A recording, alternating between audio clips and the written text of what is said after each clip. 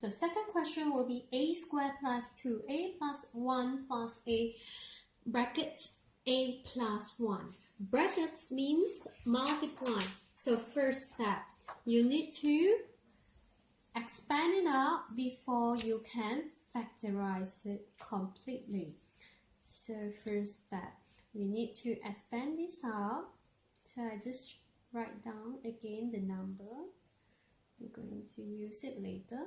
So a times a will get you a squared. A times 1 will be a. So next step, same thing. So a power 2 plus a power 2.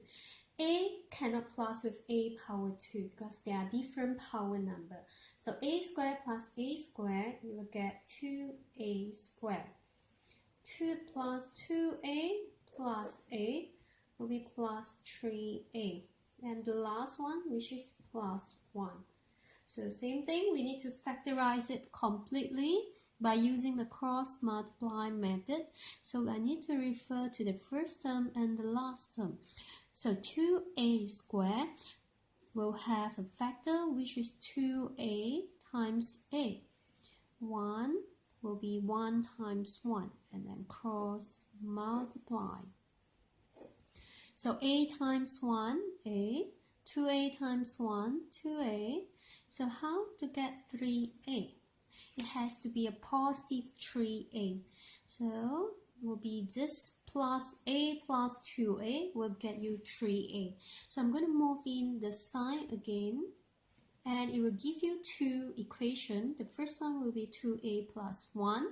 The second one will be a plus 1. So the final answer will be 2a plus 1 times a plus 1.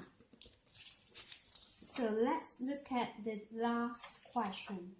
So the last question, you will have to use the formula where a squared minus b squared equal a plus b times a minus b. Again, let's look at the question again. A squared minus b squared. But this question doesn't look exactly the same with the formula where the whole thing square minus the whole thing square. So let's look at the question.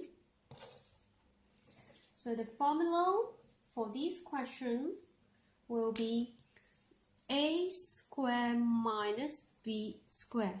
So again, for this kind of question, we always put in the brackets before we start to calculate. So I need to change this number into this form. So I can use the formula a squared minus b squared equal a plus b times a minus b. So a squared. So what squared equal to 9? It will be 3. What squared equal to a squared? It will be a. What squared equal to 64? It will be 8. What squared equal to b squared? It will be b. So now we have a squared minus b squared.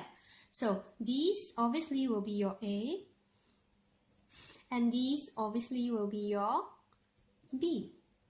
So it will give you a plus b times a minus b. So since this is your a and b, and this will be your a plus b and a minus b.